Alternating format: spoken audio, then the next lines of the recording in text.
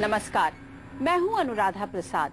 इतिहास गवाह है कि जब जब राजनीतिक पार्टियों ने जनता को धोखा दिया, जनता ने उसे सबक सिखाया। इमरजेंसी लगाने वाली इंदिरा गांधी को जनता ने 1977 के चुनाव में लोकतंत्र का मतलब समझाया, तो उसी जनता ने 1980 के चुनाव में जनता पार्टी को उम्मीदें तोड़ने की सजा दे दी। 1980 के चुनाव में टुकड़ों में बंट चुकी जनता पार्टी का बुरा अंजाम हुआ। इंदिरा गांधी फिर से सत्ता में लौटी और जनता के आशीर्वाद के बदौलत।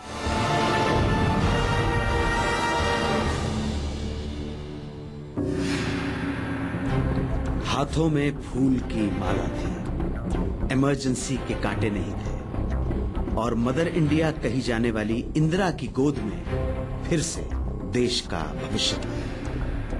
1980 के लोकसभा चुनाव में इंदिरा के नेतृत्व में कांग्रेस ने शानदार प्रदर्शन कर 353 सीटें जीती।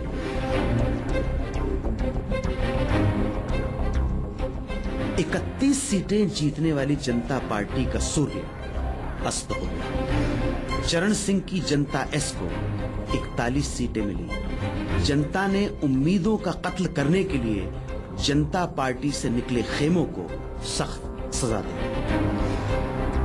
जनता पार्टी का जो आपसी वैमनस्य था, उससे लोगों को लगा कि ये लोग शायद देश को स्थिर सरकार नहीं दे पाएंगे, ये तो लड़ते रहेंगे, और इसलिए एक प्रतिक्रिया में उन्होंने श्रीमती गांधी को फिर से सत्तासीन करा दिया।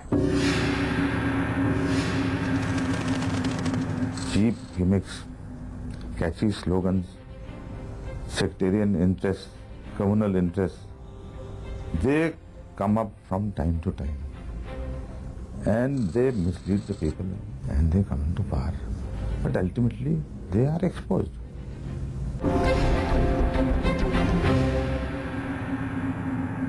उन्नीस 1980 में जनता के जनादेश का एक मतलब साफ था। जनता ने इमरजेंसी के लिए इंदिरा गांधी को माफ कर दिया था, लेकिन इस बार दिल्ली की सत्ता पर आते ही इंदिरा गांधी सरकार के समीकरण बदल गए थे। जो संजय गांधी अब तक पर्दे के पीछे से सरकार को हाँकते थे, वो खुद अमेठी से चुनाव जीतकर पहली बार लोकसभा पहुंच चुके थे। संजय गांधी खुद सरकार में तो शामिल नहीं हुए, लेकिन उनके पसंदीदा लोगों का सरकार और कांग्रेस पर दबदबा कायम हो गया। शायद 1980 आते आते संजय गांधी ने अपनी सियासत का रोड मैप पूरी तरह से तैयार कर लिया था।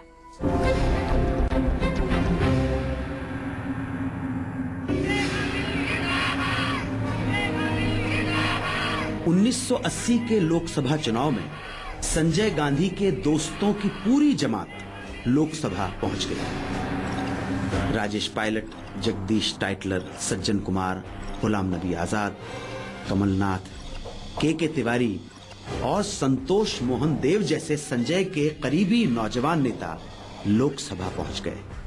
Bansilal, VC Shukla, Mohammad Yunus, ND Tiwari, VP Singh जैसे संजय गांधी के भरोसेमंद लोग इंदिरा कैबिनेट में मंत्री बना दिए। जनता पार्टी राज में जिन जिन नेताओं अफसरों ने संजय गांधी से वफादारी दिखाई, उनको मिला इनाम। इमरजेंसी के वक्त जिस किस्सा कुर्सी का फिल्म को जलाने के केस में संजय गांधी जेल गए थे, वो भी दफन हो गया। एक आंधी चली, इंदिरा जी की आंधी चली, और इंदिरा जी को ये लोगों ने अपना समर्थन देके ये समर्पण दिया कि हम इस देश को टूटने नहीं देंगे, इस देश को बंटने नहीं देंगे। जून 1980, अभी इंदिरा गांधी को सरकार संभाले 6 महीने ही हुए थे। एक दिन सुबह वो लोगों से मिल रही थी। अचानक एक मैसेज आया। इंदिरा गांधी फौरन अपने निजी सचिव आर.के. धवन और प्राइवेट डॉक्टर के साथ कार में सवार होकर रवाना हो गई। बदहवासी में वो नंगे पांव ही भागी थी। इंदिरा गांधी को जिस जगह जाना था, वो उनके घर से सिर्फ 10 मिनट की दूरी पर था। जब इंदिरा गांधी वहां पहुंची तो उनकी आंखों के सामने अंधेरा छा गया। 23 जून 1980 सुबह 7:58। संजय गांधी का जब प्लेन क्रैश हुआ, उस वक्त मिसेस गांधी कुछ लोगों से मिल रही थी, तो वहां से एक मैसेज आया कि संजय गांधी का प्लेन क्रैश हो गया है, गिर गया है। लेकिन क्रैश हो गया। लेकिन उस वक्त ये कोई जानकारी नहीं थी कि संजय गांधी की मृत्यु हो गई या नहीं हो गई है। उसी वक्त गाड़ी में मिसेज इंदिरा गांधी, मैं और उस वक्त डॉक्टर सहाय थे, हम दौड़ के मौके पर पहुंचे।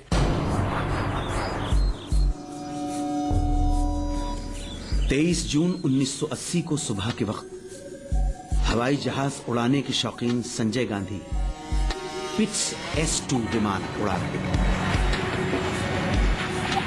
संजय के साथ कैप्टन सुभाष सक्सेना भी थे। जब विमान दिल्ली में संजय गांधी के सरकारी बंगले 12 विलिंगटन क्रिसेंट के ऊपर मंडरा रहा था, तभी एयर क्रैश हो गया। विमान दुर्घटना में संजय गांधी की मृत्यु हो गई। संजय गांधी का एक सिर फटा हुआ था और उनकी मृत्यु हो चुकी हुई थी। तो उसके बाद उनको विलिंगटन हॉस्पिटल ले जाया गया। विलिंगटन अस्पताल में जाके डॉक्टरों ने उनकी कार्रवाई शुरू कर दी। तो जब डॉक्टरों ने अपनी पूरी कार्रवाई की, 2 या 3 घंटे वहां पर लगे, सारे वो ड्रेसिंग वगैरह सब कर दी। उसके बाद उनके शव को 1 नंबर अकबर रोड पर लाया गया और वहां रखा गया। संजय गांधी की मृत्यु पर इंदिरा को यकीन ही नहीं हुआ। इंदिरा दिन में 2 बार हादसे वाली जगह पर गई। संजय की मौत ने इंदिरा को गहरा सदमा पहुंचा दिया। संजय गांधी के अंतिम संस्कार के वक्त लौह महिला कही जाने वाली इंदिरा की आंखों से ज़ारो कतार आंसू बह रहे थे।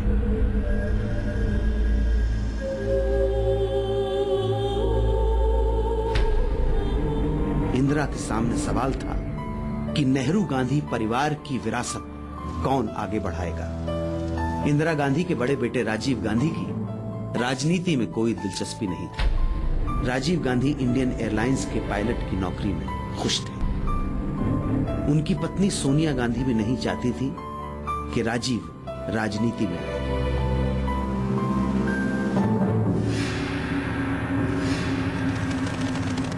I was never interested in politics or public life, and like I said to you earlier, in school and in my younger days, I just wanted to be out of it.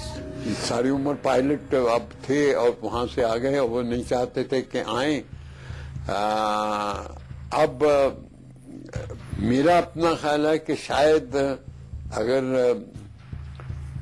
Sanjay Gandhi जिंदा रहता तो शायद उसी को बनाते, क्योंकि मैंने सुना है कि घर में भी जब बातचीत होती थी तो मिसेस गांधी ज्यादा संजय गांधी से बात करती थी पॉलिटिक्स पे। गांधी परिवार में विरासत का सवाल साल भर तक उलझा रहा। आखिरकार राजीव गांधी राजनीति में आने को तैयार हो गए।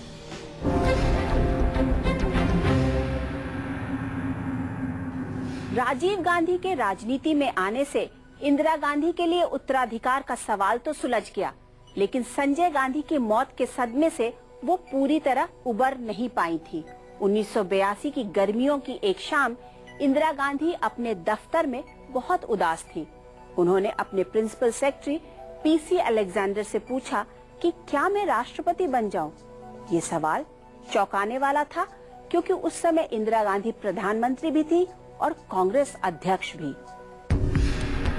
1982 में राष्ट्रपति पद के लिए पीवी नरसिम्हा राव समेत कई नामों पर चर्चा हो रही थी। अंतिम फैसला इंदिरा को करना था, लेकिन वो भी उधेड़बुन में थी। 4 राज्यों में हार के साथ लोकसभा उपचुनाव में 7 सीटों पर कांग्रेस को शिकस्त मिली थी। कांग्रेस की हार नेताओं की आपसी लड़ाई और गुटबाजी की वजह से हुई। 1966 से कांग्रेस की कलह और खेमेबाजी से लड़ते लड़ते इंदिरा थक चुकी थी। संजय गांधी की मौत के सदमे से उबरना इंदिरा के लिए मुश्किल था। संजय गांधी की मृत्यु हवाई एक्सीडेंट में हुई। मेरे कैबिनेट में आने के करीब 14-15 दिन बाद। उसके बाद जो काम संजय गांधी के जुम्मे उन्होंने कर रखे थे, वो एक एक करके मुझे उन्होंने सौंपना शुरू किया है। मेरी एक बड़ी गलती ये हुई कि मैंने जो अंतर आया था इंदिरा जी में संजय के मरने के बाद, उसका अंदाज ठीक से नहीं लगा पाया। जिस प्रकार की आत्मविश्वास से भरी हुई मजबूत वो उनका व्यक्तित्व था वो उतना ही उलट गया। उसके बाद हर चीज में उनको शंका होती थी, कमजोरी लगती थी। इंदिरा गांधी के प्रिंसिपल सेक्रेटरी पीसी अलेक्जेंडर अपनी किताब माई ईयर्स विद इंदिरा गांधी में लिखते हैं कि वो कांग्रेस अध्यक्ष के साथ प्रधानमंत्री का पद भी छोड़ देना चाहती थी। इंदिरा का इरादा राष्ट्रपति भवन जाकर राजनीति से संन्यास लेने का था, लेकिन कुछ ही दिनों बाद इंदिरा ने इरादा बदल दिया। राष्ट्रपति चुनाव में ज्ञानी जैल सिंह उम्मीदवार बने। इंदिरा ने ज्ञानी जैल सिंह के नाम पर इसलिए मोहर लगाई क्योंकि उन दिनों पंजाब हिंसा की आग में धधक रहा था। पंजाब के हालात काबू से बाहर हो चले थे।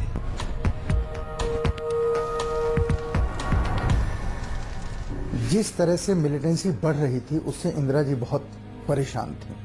और मैं आपको बताऊं कि जिसके खिलाफ उनको गुस्सा था भिंडरावाले साहब के खिलाफ, वो भिंडरावाले साहब बुनियादी तौर पे कांग्रेस का ही क्रिएशन थे। रोज एक जत्था अरेस्ट होता था, रोज वो आते थे गोल्डन टेम्पल के सामने और वहां उन्हें अरेस्ट कर लिया जाता था। और ये लगातार 18 महीने चलता रहा। लाखों अकाली वर्कर जेलों में भर गए और उससे दिल्ली की सरकार, दिल्ली का तख्त, इंदिरा गांधी सब घबरा गए।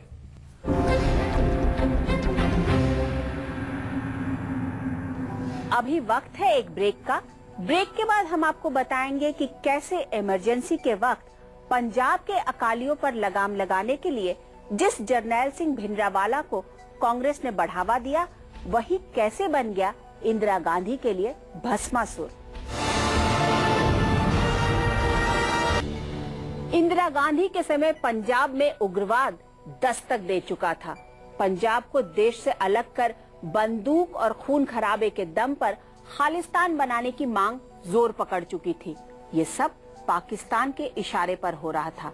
ये पहला मौका था जब जंग के मैदान में 3 बार भारत के हाथों हार चुका पाकिस्तान पंजाब में आतंकवाद को बढ़ावा दे रहा था।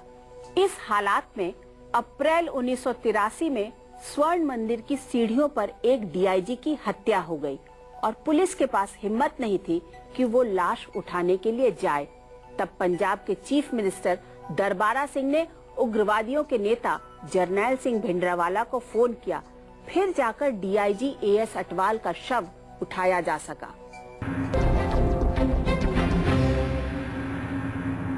उसने हमें बताया कि ऐसे अटवाल का मर्डर हो गया है और उनकी लाश जो है वो सीढ़ियों पे पड़ी हुई है, लेकिन वहां से उनकी लाश को अभी तक हटाया गया नहीं है। और ये गर्मियों का वक्त था। तो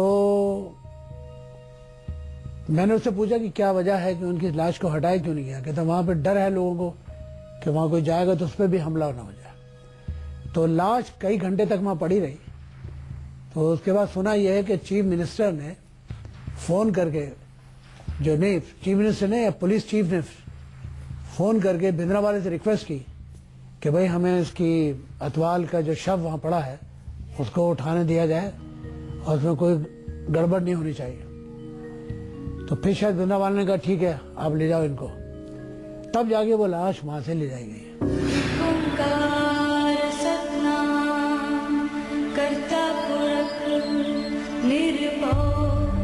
पंजाब में हिंसा बेकाबू हो गई। भारत से अलग खालिस्तान की मांग जोर पकड़ चुकी थी। अकाल तख्त अलगाववादियों का अड्डा बन चुका था। किसी भी वक्त भिंडरावाला बगावत कर सकता था। अराजकता का माहौल था क्योंकि इंदिरा गांधी का जो स्टेचर था हमारे देश में, उसके मुकाबले में कोई और नेता नहीं था, न कांग्रेस पार्टी के भीतर और न कांग्रेस पार्टी के बाहर। ये बात अलग है कि वो बहुत मुश्किल वक्त था। पंजाब लगभग मैं समझता हूं एक तरह से आग की लपेट में था। एक्सट्रीमिज्म, खालिस्तान की मूवमेंट चरम सीमा पर थी। 5 अक्टूबर 1983 को पंजाब में बस से उतारकर गैर सिखों की हत्या कर दी।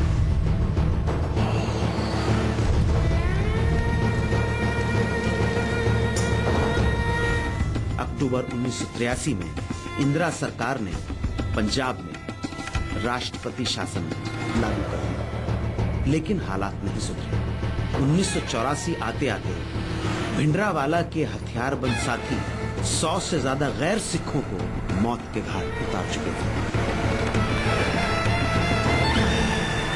बसों को रोका जाता था, जितने भी जो पगड़ी वाले नहीं होते थे, जो और होते थे, जो नॉन सिख थे, उनको एक साइड में खड़ा करते थे, सिखों को हरा करते थे और सिर्फ गोली मार दी जाती थी। तो ये काफी दिन तक चलता रहा। पंजाब की हिंसा को काबू में करने के लिए इंदिरा के सामने अब एक ही रास्ता बचा था। गांव-गांव में उग्रवाद, या वहां उसको खड़कू शब्दों से मैं कहते थे, वो फैल रहा था। इंदिरा जी को लगा कि अगर इसको फौरन नहीं रोका गया तो खालिस्तान की मांग और ज्यादा उग्र हो जाएगी और पंजाब अपने को देश से अलग कर लेगा। इसके लिए उन्होंने उसकी नस के ऊपर प्रहार करना चाहा, और प्रहार था अकाल तख्त के ऊपर। इसलिए उन्हें फौज के अलावा कोई उनके सामने चारा था नहीं। तो उस वक्त तक तो कोई चारा नहीं रहा था, मुझे लगता है वो तो करना ही पड़ा था, क्योंकि ऐसा माहौल बन गया था ब्लू स्टार के अंदर कि और कोई तरीका ही नहीं था। इंदिरा को खुफिया सूचना थी कि अकाल तख्त में हथियारों का जखीरा है और भिंडरावाले के साथी बहुत बड़े पैमाने पर खून खराबा कर सकते हैं। इसलिए इंदिरा ने ऑपरेशन सनडाउन प्लान को फाइलों में बंद कर दिया। इंदिरा खुफिया एजेंसियों और सेना अधिकारियों के लगातार संपर्क में थी। मई 1984 से स्वर्ण मंदिर के चारों ओर सेना की घेराबंदी शुरू हो गई। आसपास के इलाकों में बालू के बंकर बनाए गए, लेकिन जल्दी सेना को एहसास हुआ कि बिना आर्टिलरी के इस्तेमाल के स्वर्ण मंदिर परिसर को भिंडरावाला समर्थकों से खाली कराना नामुमकिन है। इसलिए सेना के तोप और टैंक भी मंगा लिए गए। और सारी प्लानिंग उनकी थी अंदर कि कैसे नाकाबंदी करनी, क्या है, अगर फौज या पुलिस आती है तो उनका कैसे मुकाबला किया जाए, और बहुत से हथियार थे अंदर। तो फौज को मैं समझता हूं कि शायद जल्दबाजी में फौज ने कोई, जिसको अंग्रेजी में तो कहते हैं रैकी, या एक हिंदी में कह सकते हैं कि कुछ आगे जायजा नहीं लिया अंदर की क्या हालात हैं। तो जब उन्होंने हमला किया तो अंदर उन्होंने अपने नाकाबंदी कर रखी थी, तो जैसे ही फौजी गए तो उन्होंने जो गोलियां चलाई तो पीछे उन्होंने उनको वापस हटना पड़ा, और बहुत सारे फौजी जो थे जख्मी हो गए थे। सेना इंदिरा गांधी का आखिरी सहारा थी। मई के अंतिम दिन थे।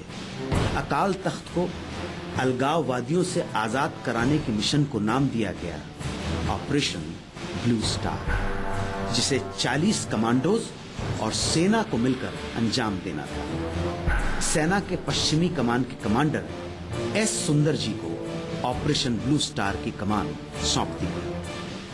इतिहास गवाह है कि पंजाब से उग्रवाद को खत्म करने के लिए इंदिरा गांधी को भारी कीमत चुकानी पड़ी, जिसका उन्हें अंदेशा था। 31 अक्टूबर 1984 को अपनी हत्या से पहले इंदिरा गांधी ने इसके संकेत भी दे दिए थे। क्यों इंदिरा गांधी की हत्या उनके बॉडीगार्ड्स ने ही कर दी, और कैसे इंदिरा गांधी की हत्या के बाद देश घंटों कयासों के माहौल में जीता रहा,